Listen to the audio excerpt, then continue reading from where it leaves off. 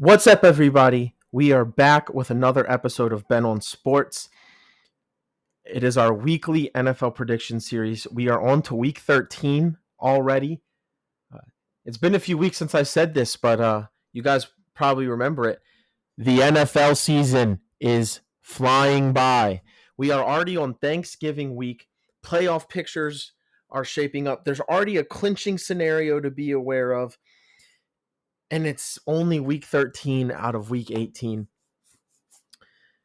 Nothing more American, nothing screams Thanksgiving more than sitting down eating Thanksgiving brunch, lunch, dinner, whatever it is in your household, sitting down and watching football. And because of that, we have 3 Thursday games and a Friday game this week. I hope everybody is as excited as I am. I hope everybody has a good holiday. We're going to try and keep this episode short just because I want people spending time with their families, I want you to listen to the podcast, but I don't want you to feel like you have to take an hour out of your day to listen to it. We're going to try and make this one a little bit shorter. So without further ado, let's review week 12 and get into week 13. Steelers, Browns. Browns pick up a win. Steelers get a loss. And now the Ravens, I would say, have the upper hand again in the battle of the AFC North. That could flip again this week. All I'm going to say about this game is I've been saying the Steelers aren't this good. You guys heard it last week. I was so close to picking the Browns. This screamed AFC North. This screamed the Browns were going to do their normal thing and upset an AFC North divisional opponent at home. And did they?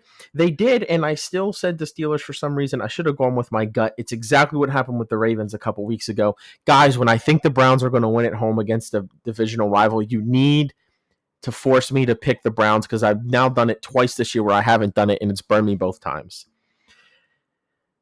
So as you can see, I started off this week 0-1, only 13 games the week, so it should be a shorter review. Bears and Vikings, I've been saying all year, the Bears aren't actually good. They've had an easy schedule. I think the Vikings are starting to tamper off. Bears with a really good game, force it to overtime, can't quite pick up the win. They are now on a 5-game losing streak. They started 4-2. They're now 4-7. Vikings are holding pace in the toughest division in the NFL. And their offense definitely looked a little bit better against a pretty good Bears defense. We'll see if the Vikings offense can continue to thrive and play well. Who did I pick? I did pick the Vikings. Colts versus Lions. This game was honestly closer than I thought it was going to be, which is a crazy thing to say when it was 24-6. But yes, I did believe the game was going to be a bigger blowout. The Lions had really been running it up on bad teams. Not that the Colts are bad. They're just average. Anthony Richardson is looking better for them. It's kind of funny. They've had this big quarterback fiasco. But only 6 points is rarely, if ever, going to cut it. Lions score 24. Maybe the Colts defense is getting a little bit better, which could be good for their whatever slim playoff hopes they have left. Who did I pick? I did pick the Lions.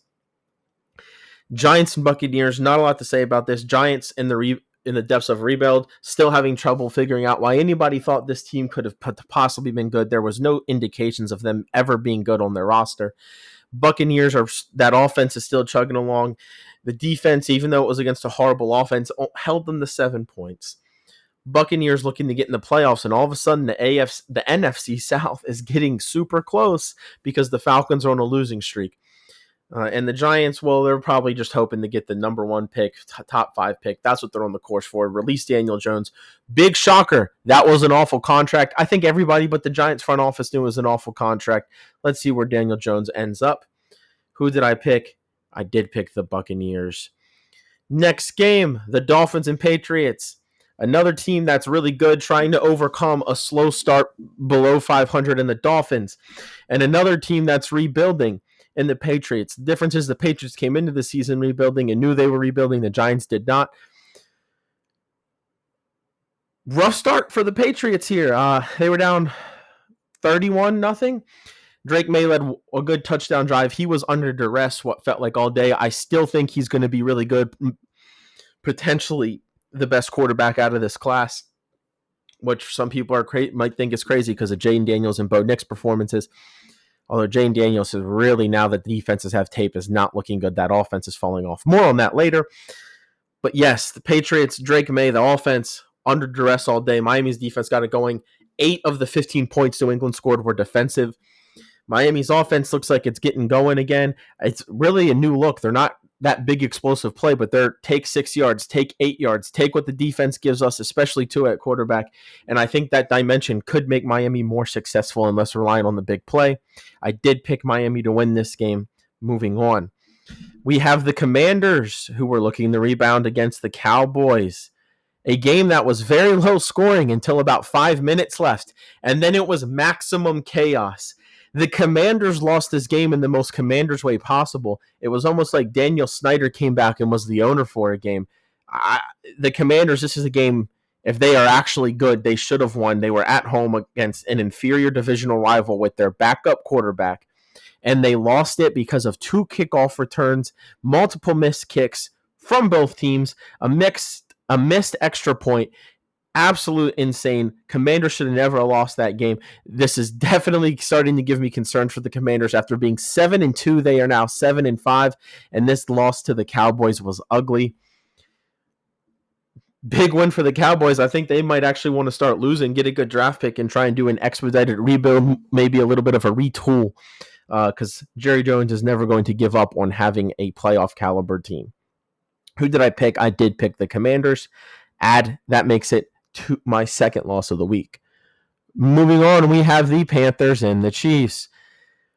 And oh boy, Bryce Young with one of his best games of his young career. The Panthers at home.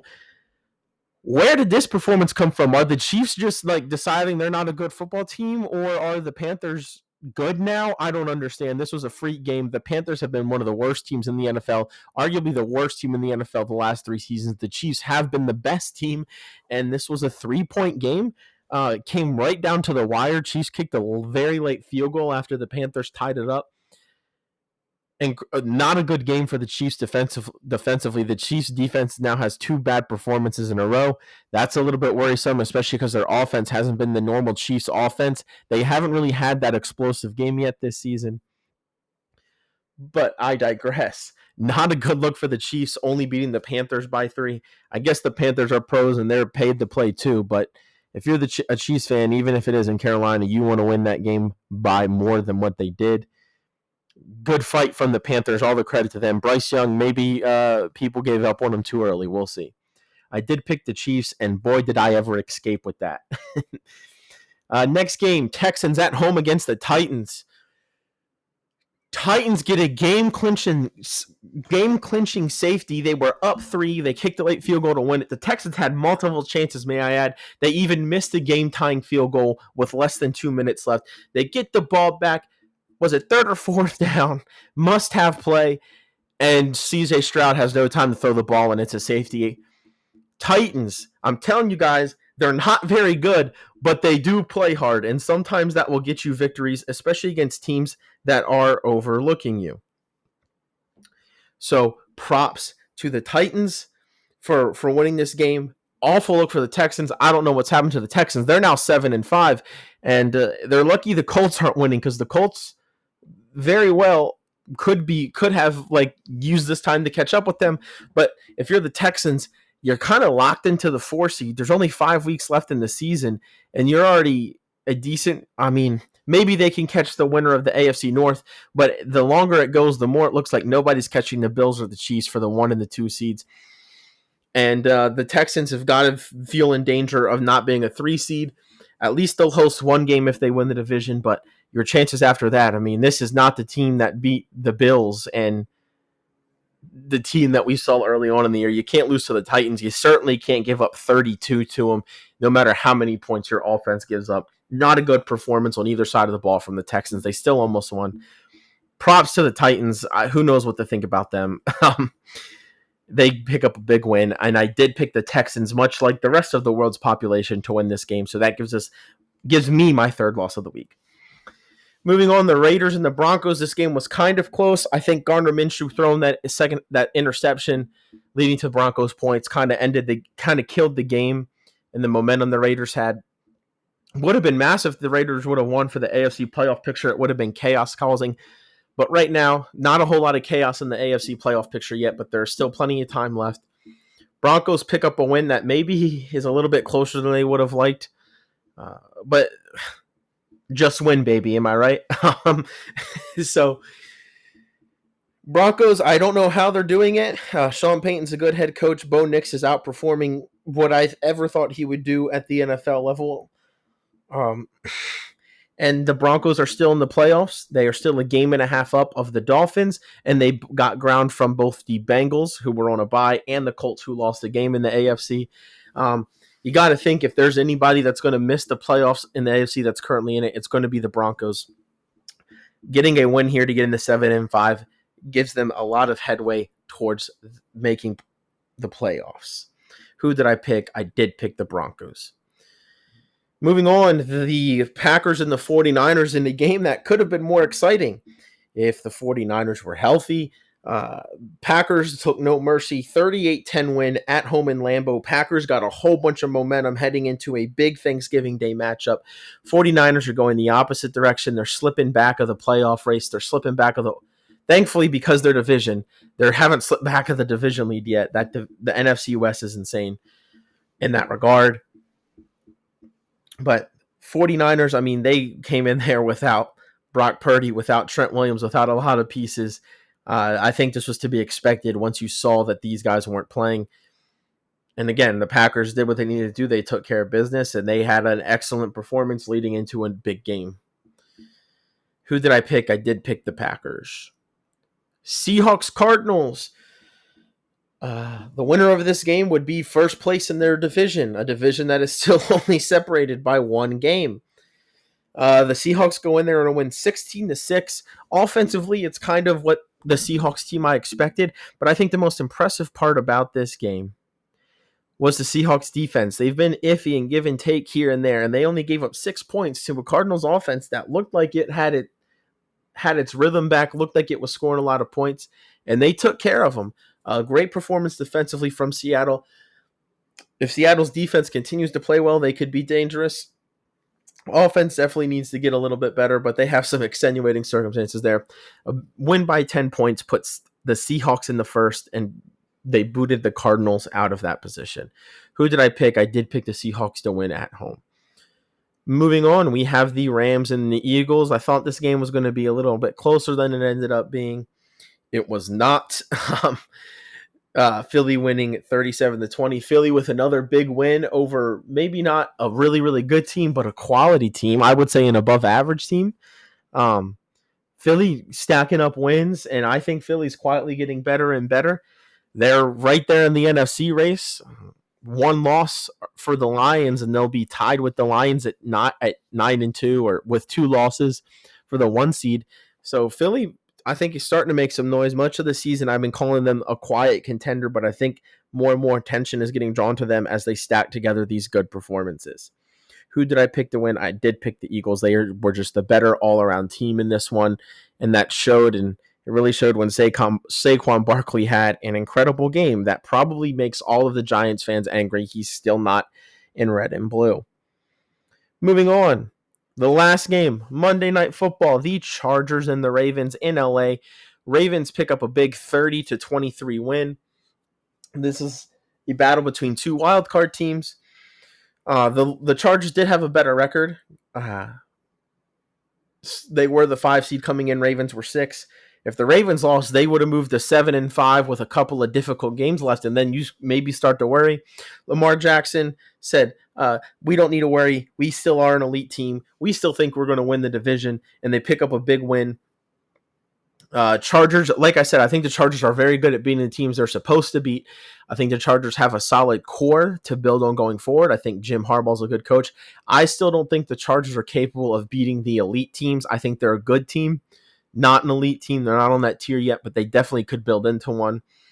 And I think that showed here tonight a little bit. They did have an early lead. Baltimore overcomes the deficit and picks up a big win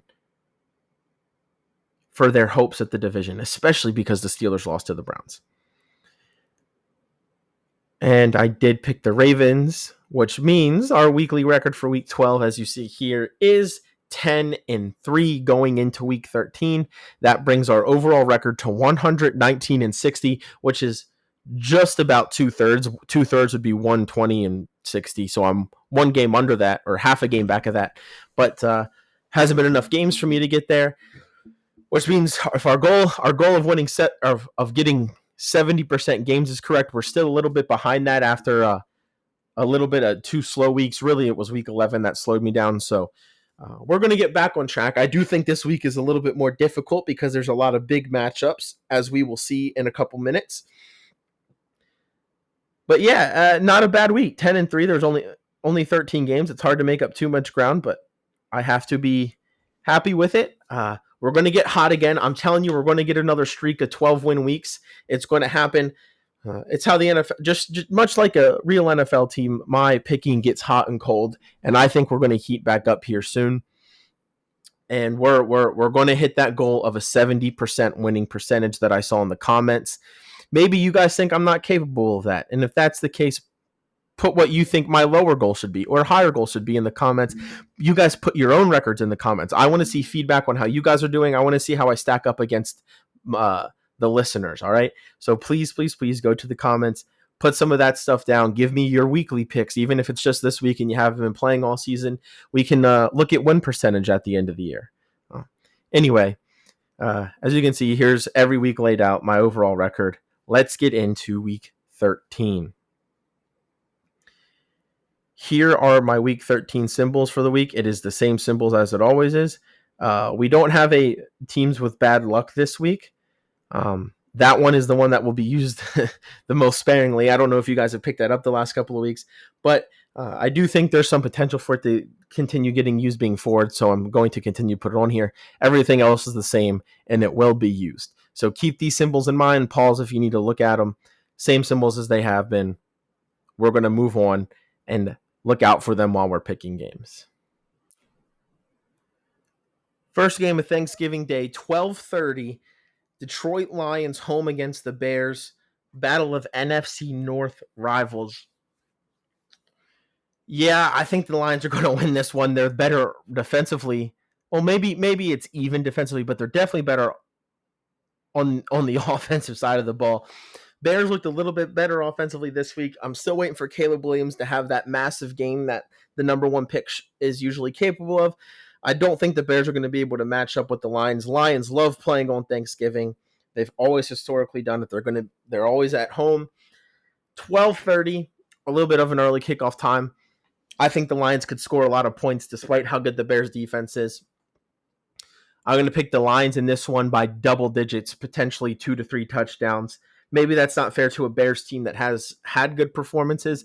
I don't care if they were 4-2 at one point. The Bears were never actually that team. They're good. They have good games. They have bad games. They're still young, and the offense is way too unreliable for them to win games consistently and to win games against elite teams. And the Lions are a very, very elite team. Potentially, you could say the best team in the NFL right now. And that is why I am picking the Lions to win this one handedly on Thanksgiving. Thanksgiving game number 2. Cowboys and Giants. 2 teams. This is probably going to be ugly. It appears we have a typo on the slide. I apologize. It's a short week for me. I'm trying to get all of my stuff done before Thanksgiving. I know the Giants are in the NFC East, not the NFC North. Anyway, this is going to be an ugly game, I think. Giants are working with a quarterback that wasn't a starter. I guess now he is because they cut Daniel Jones. Cowboys on a backup quarterback. Cowboys not having the season they want to at 4-7, pretty much out of the playoff race. Giants definitely out of the playoff race. They keep tanking, I don't know. I'll pick the Cowboys just because they're coming off of a win and they're at home. I still don't think the Cowboys have a home win, so maybe this is the time they do it. Everybody knows the Cowboys' long history of playing on Thanksgiving. They're going to be playing at home on Thanksgiving once again this year. It's almost like it's a tradition. Cowboys, I think this game could be really ugly. I think it's going to be ugly. It's going to be low scoring, and I think the Cowboys win an ugly, low scoring game. I don't feel great about it. Giants could be licking their chops a little bit. Tommy DeVito was sitting there seeing he has a chance to win a game because it's not a great team, but I think the Cowboys will find a way to get it done. I think this game is going to be such an ugly game. I'm giving it my toilet bowl game of the week, which is a shame because you want the Thanksgiving games to be good games. And so far, I'm not predicting either one of these to be good games. You want, after you're done eating with your family, to be able to sit down and watch two good football teams. But if you have a family turkey bowl, schedule it for this game because this one is definitely going to be missable. Who cares about the Cowboys and Giants? At least for this season. Moving on, the last Thanksgiving game I have marked as a top 5 matchup: the Packers and the Dolphins, 8:20 primetime Thursday night. I think this is going to be a phenomenal game, somewhere in the 20s, maybe high teens. It's going to come down to a couple things. A, can Miami finally defeat the narrative that they are not a cold weather team? Can Miami finally win a cold weather game? If they do win a cold weather game, they are, especially in Green Bay in prime time, a very good Green Bay team. Miami is a legitimate threat to make the playoffs. That would put them at 6-6, right there with some of right behind the Broncos, and they're clearly good enough to keep winning games, and their schedule is easy down the stretch, especially after this game. But if the Packers win this game, it would be another quality win against another good opponent. I know Miami has a losing record, but Miami's a different team with Tua Tagovailoa. It's a different offense with Tua Tagovailoa. And the Packers have been a really good team. And because it's going to be cold weather and at Lambeau Field, they're probably a lot more used to those conditions and feel a lot more comfortable. However, both of these offenses are very good, high-powered. Assuming they translate to the cold weather, which, as I said earlier, I think the Dolphins' offense is going to be better in the cold weather this year than it has in previous years. It's going to come down to defenses and which defense is ready to get stops in the cold. Miami statistically has been the better defense than Green Bay, but I think Green Bay is up to the challenge, and I think Josh Jacobs, Miami's run defense has been a little bit leaky at times. I think Josh Jacobs finds some holes. Miami's not going to want to tackle a super physical running back. And because of that, I think the Packers win a very entertaining, very close game. This was almost game of the week, but I think there's one game that's going to edge it out. If you guys are looking for a Thanksgiving football game to watch, this is definitely the one in the NFL. I almost going to guarantee it's going to be incredible. Depending on the weather, this could be a high-scoring game as well. We'll see. Can Miami save its season and beat the narratives versus can Green Bay keep pace in their division and the NFC wildcard race? I don't know the answer to any of those questions, but I'm going to pick Green Bay just because they've been more consistent. Moving on, the Chiefs and the Raiders. Divisional rivalry game. Black Friday, the second Black Friday game in NFL history. 10-1 Chiefs, 2-9 Raiders. Raiders played the Chiefs pretty close last time. The Raiders have played the Chiefs close the last couple times they've played going back to last season. I think the Chiefs win this game. I keep saying it, but I mean, I guess the Chiefs scored 30 points. That's not a bad day in the office at all if you're the offense. I think the Chiefs offense continues to find its groove. Raiders defense is not particularly good, especially with Wilkins down and all you have to really do is worry about blocking Max Crosby. Think the Chiefs do. I think this game is ugly. I don't think this is a very entertaining Black Friday game. Chiefs win, probably pretty big. Maybe the defense finally shows up and uses this as a get-right game. Moving on, we have two playoff teams looking to rebound. A 7-4? A 7-4 Chargers team. No, coming against a 6-5 Atlanta Falcons division leader.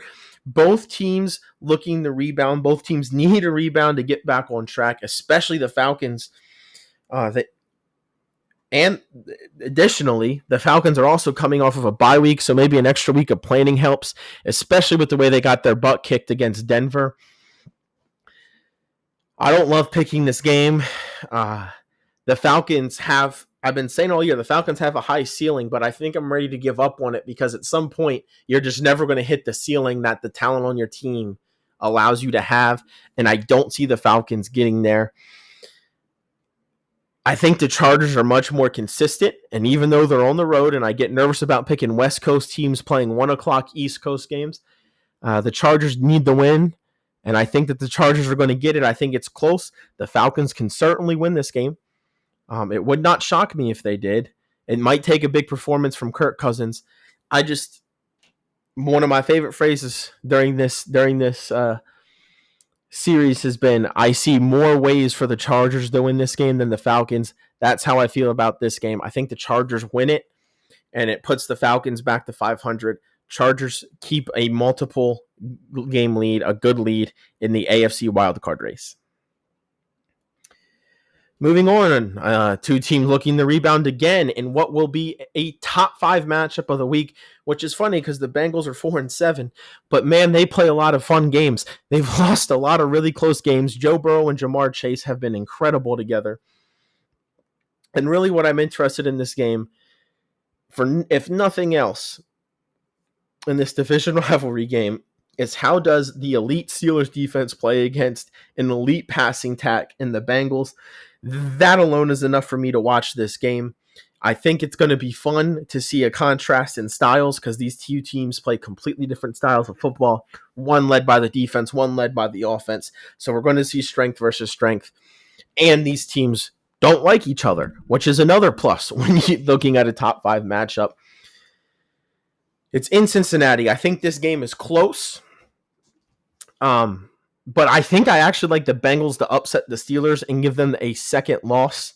Again, I don't think the Steelers are bad. I think they're playoff worthy, but I don't think they're 8-3 good. They weren't 8-2 good. They lost to the Browns.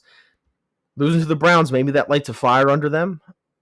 They definitely need to rebound with a win because the Ravens are breathing down their neck for the division. But I think the Bengals are going to win this game purely because they are coming off of a bye week with extra time to prepare. They're at home, and Joe Burrow and Jamar Chase are setting the world on fire with their numbers this year, and I think that continues even against this great Steelers defense. Vikings and Cardinals, another top 5 game of the week. Cardinals looking to rebound after losing the division lead. I don't think they do it.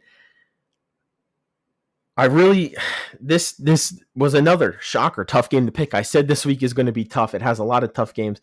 Vikings are at home. I think out of all of these units, both teams' offenses and both teams' defenses, the unit that has been the most consistent in my eyes this year has been the Vikings defense. I think the Vikings defense is going to be able to slow down the Cardinals offense enough for the Vikings to score. I have been worried about the Vikings offense, but I think they played a little bit better against a good defense in Chicago. I think they're going to figure it out. And I just think the Vikings are a little bit better than the Cardinals. The Cardinals could win this game, but again, it's a West Coast team traveling across the country for a 1:00 game. Usually that doesn't favor them. Cardinals, I think, are falling to 500 in this one, falling to 6-6. And the Vikings pick up a win, and yet another close game. I think there's a lot of close games this week. There's a lot of bad versus bad and good versus good. Definitely going to be a fun weekend to watch football, especially this Sunday slate. It's good game after good game after good game. This one will be no exception. I have the Vikings in a nail biter. I was just talking about good versus good. Well, this is bad versus maybe average. Patriots home against the Colts. Colts need a rebound, get back in the win column, get to 6-7, and stay connected to the Broncos ahead of them. I think this Patriots team is actually pretty good. I don't think they pretty good for a bad team. They definitely have the ability to upset teams. They've already done it this year against the Bengals, against the Jets. They've almost done it to a couple other teams like the Seahawks. And the Colts defense is playing better, and Anthony Richardson is playing better, but I think the Patriots defense might be able to throw some stuff at Indianapolis they're not ready for, especially with Josh Downs is out. I think Josh Downs is such a great slot receiver safety blanket. And I think the Colts defense is going to have trouble. The Patriots, I mean, yes, last week they didn't play well, but Miami's a really good team. I think the Patriots can run the ball, and I think Drake May is a good quarterback, and he's building more and more chemistry with his weapons. And I truthfully believe the Patriots have more of a chance than people think in this game. I think this game is going to be close. The Colts are the better team, and even though they're on the road, they should win. But for some reason, I just feel like Drake May is going to lead the Patriots to a good win against a 5-7 Colts team. That seems kind of counterproductive. But I just have this gut feeling that Drake May's leading an upset. There's upsets every week in the NFL, and this is one of the upsets I'm going to pick. Maybe the only upset I'm going to pick. But last couple times I've had a gut feeling about an upset, I don't pick it, and it comes back to bite me. I'm not doing it this week. I'm going to ride with the upset pick. I'm riding with the Patriots. Drake May is going to have the best game of the season, and the Patriots are going to win this game. Moving on, the Jets, season over versus the Seahawks, very much alive. I do think this is another game where the Jets will be very close to their opponent. They have been a lot this year. I do not think, I don't know. This game is a toss-up. I could very, very well see a world where the Jets win this game, and I think it's very possible. Again, another West Coast team traveling across the country for a 1 o'clock game. The Jets are also supposed to have too much talent. The Jets also have had a bye week to maybe figure some things out with a new head coach. But the Jets are a burning dumpster fire of an organization. No more Robert Saleh. That's been happened. And the defense has struggled ever since. The GM is gone, and they're hiring somebody that's been fired from every front office job he had in Mike Tannenbaum to try and find a GM replacement. That makes no sense. The Jets are an awful organization. The way they've handled themselves the last 3 years prove it. And while they should be able to win this game, the way the Jets defense has struggled since firing Saleh, I think that the Seattle Seahawks come in and find just enough offense against this Jets defense for them to win. And I'm going to pick the Seahawks to win a narrow game, somewhere like 2017, 23-16, maybe even 21-20, somewhere in that high teens to low 20s range. Seattle's going to pick up a win and stay first place in their division. Moving on, Commanders desperately needing a win. They are on a 3-game losing streak. 2 of those to good teams. Last week's was not. Against the Titans, coming off their best win of the season against a good divisional opponent in the Texans. This is a game, if I'm a Commanders fan, I'm terrified of. The Commanders have looked more like the Commanders of the last 10 years recently than they did at the beginning of the season. This Titans team is a tough physical team that, despite being out-talented almost all over the field, doesn't really care. People write the Titans off. They don't write back. I respect how they go out there and compete every week. And the Commanders need to come out ready to play against a team that feels like they're fighting for their lives. Even though they're trying to lose, they're also still trying to win. The Commanders, based off of this season, have played better and are still the better team. And for that reason, I'm going to go with them. I don't love it. This game could be close for a long time. Maybe they pull away at the end, or maybe the Commanders see an opportunity to right the ship and they just beat the crap out of the Titans. Either way, I think the Commanders win this one, but I don't love it because of the way the two teams are playing coming into this one. Another divisional matchup, the Jaguars and the Texans. Jaguars are going to keep it close. They keep it close with quite a few teams, but their season's cooked. I think the Jaguars are having some dysfunction. Doug Peterson is probably on the way out, despite how good he was when he was first hired. Question marks about the defense. Trevor Lawrence, not the guy. He's not bad, but he's not the guy he's supposed to be, and now you're probably paying him too much. The Texans need a get-right game. This is going to be the get-right game they need to. They're going to pick up a win against a bad Jaguars team that was supposed to be good coming into the year. Saints and Rams in another close game. These are two teams that have, you know what? I changed my mind. Remember my storm cloud, teams with bad luck? That's going to these two teams. Both of them have awful luck. Both of them, at times this season, have looked like playoff teams in games. Not this one. And then injuries hit. For the Rams, it wasn't a quarterback, but it was wide receivers and important weapons and players over the field. For the Saints, it was their quarterback, and then Chris Olave twice because of their quarterback. And both of these teams probably feel like they should be closer to the playoffs, if not in the playoffs. And neither of them are. They're at 4-7 and 5-6. And the Rams are probably a little bit better. The Rams are definitely more consistent offensively, I think. But you know what? I think the Saints find a way to win this one. That's my second upset pick of the week. I don't love it, but my first gut instinct to this was the Saints are going to win at home. They're usually harder to beat at home. And I think these teams are very similar in a lot of ways, especially and this game is going to be close the whole way, but I think the Saints find a way to squeak it out, have some luck reversal. Storm cloud stays over the Rams, and both of these teams go to 5-7 afterwards. Panthers Bucks, not a lot to say. Panthers did play better last week. I don't think that's a trend that's going to last the rest of the season. Buccaneers need a win. The Buccaneers are looking at it like, man, we have a chance to be at 6-6 with the Falcons after this week. Falcons have a tough game. We have a game we should win. Buccaneers poured it on last week, and I think they poured on the Panthers here. I think the Panthers stay close for a little bit. Buccaneers pull away at the end, and the Buccaneers get back to 500 with a big win, not because of who they're playing, but just because of the significance of it over the Panthers. And tie the Falcons. Now, keep in mind the Falcons have beat the Bucs twice, so they have the tiebreaker. But nonetheless, being at the same record would feel like a win. So if you're a Bucs fan, you definitely don't want to see the Panthers hang around like they did against the Chiefs last week. Top 5 game of the week. This should be a fantastic game. Two great teams, the Ravens and the Eagles. I think the city of Baltimore will be lucky if it doesn't get burnt down. These are two of the most rabid fan bases in the entire NFL. They're only separated by an hour and a half drive on I-95. Have I said that these two fan bases are crazy? And I mean that in a good way most of the time.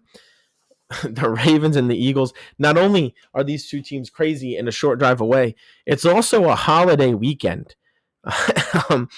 So this ought to get crazy. It's two great teams. The Ravens are really good. The Eagles are really good. It's definitely going to be physical. Both of these teams like to play physical football. It's going to be a crazy environment. I highly recommend everybody tune into this game. This might be one of the best games of the season so far, just off of pure atmosphere and vibes. I think this is going to sound really weird. I think the Ravens have a better chance at winning the Super Bowl, but I think the Eagles are going to win this game.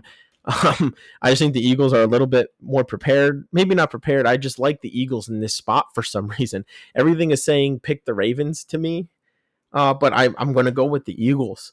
I just think that they've been more consistent all year. I think they have less holes. Their secondary has less holes than the Ravens secondary. Their defense overall, I think, is a little bit better. And really, it's going to come down to Lamar Jackson is a better quarterback than Jalen Hurts. But the biggest disadvantage, the Eagles really don't have any disadvantage. But if there is one, it's at the quarterback position. Can Jalen Hurts just be close enough to Lamar Jackson for the Eagles to win this game? Can Saquon Barkley be Saquon Barkley that he's been so many times this year? I think both of those answers are going to be, it's going to be close enough to get done. I think the Eagles are going to win a nail biter. I actually wouldn't be surprised if, despite the reputation of these defenses, if this one ends up being a shootout. I think the Eagles win a narrow game. I was talking about how good some of these other games are going to be. This one's going to be the best game of the week. That's why I'm going to give it my game of the week tag. Everybody, Sunday, you're still eating those Thanksgiving leftovers. Go sit down at your couch with your Tupperware, with your plate, whatever you're eating. Watch these two teams play. This is going to be a highly, highly competitive matchup between two of the top 5 teams in the NFL. Another top 5 game of the week that has lost a little bit of its promise, I guess, or a little bit of its allure because of, the 49ers have not nearly as good as a record as they should, as people thought they would coming into the year. And the 49ers have a huge injury situation. Who is going to play for them? Who isn't going to play for them? Bills are going to win this game. I think it's going to be a top 5 game only if Brock Purdy and the other weapons for San Francisco play. San Francisco desperately needs a rebound. If they lose this game and go to 5-7, they're in a really bad shape when you look at the playoff picture. But yet again, I don't think they're going to get it done, even if they are completely healthy. Playing the Bills in Buffalo is such a hard task that very few have successfully done while Josh Allen has been quarterback there. Bills are playing really well. 49ers aren't. And like I said, so many guys are in and out of the lineup every week. It's hard to get rhythm. I think the Bills win this one and put the 49ers in a bad spot. The last game of the week, Monday Night Football, Denver at home against Cleveland. Man, it would be really fun for it to be super cold in Denver and have another snow game. I feel like that's the Browns thrive in chaos. Jameis Winston, their new quarterback, thrives in chaos. So it would be really fun to see the Browns in a chaos environment. However, that's not in the forecast as of now that I see. The Broncos are a better team. Broncos are a tough physical team. They play good defense. I don't think the Browns are good enough to win this game. I think it's going to be harder to catch the Broncos off guard than it is the Steelers. Plus, it's not a division rivalry game. I give the Browns a chance in this one just because, the epic highs and lows of Jameis Winston are a real thing. And every once in a while, Jameis Winston's going to go out there and shock you with a performance. I don't think it's this week against a good Denver defense at home in prime time. I think this Denver team just beats who they're supposed to beat. They keep chugging along, and that's what's going to happen this week. Although it would be super entertaining for playoff picture purposes if the Browns win. So here you can see a summary of all my picks. I even denotated not just Sunday night, Monday Night Football. I notated the Thanksgiving games, the Black Friday game. All of my winners should be the same ones as I already mentioned. But if I do ever have last minute changes as normal, this is where you would see them. Here's a summary of all my picks, all the games, all the game times. As always, not that anybody is doing this anyway, don't bet or do anything like that with my picks. I don't do it with them. We're just doing this to keep track and to prove that I do, in fact, know ball because I think I do. So yeah, here's your summary. Once again, everybody, thank you for coming out. Thank you for taking time out of your holiday weekend to listen to my podcast. Hopefully this is shorter than it normally is. It looks like it is. I hope everybody enjoyed. After you listen to the podcast, please spend time with your family, your friends, whoever you're spending your Thanksgiving with. It's important to spend time with your family. Big proponent of that. Everybody, please like, subscribe, comment. All three of those things massively help me. It massively helps the channel. Come follow me on X. We're doing a lot of live tweeting of Feast Week games the rest of this week. I'm sure we'll be tweeting about some of the Thanksgiving football games. So come in, tune in for those. Maybe even throw a follow or throw a response out. Everybody have a great Thanksgiving week. I'll see you next episode. Peace out.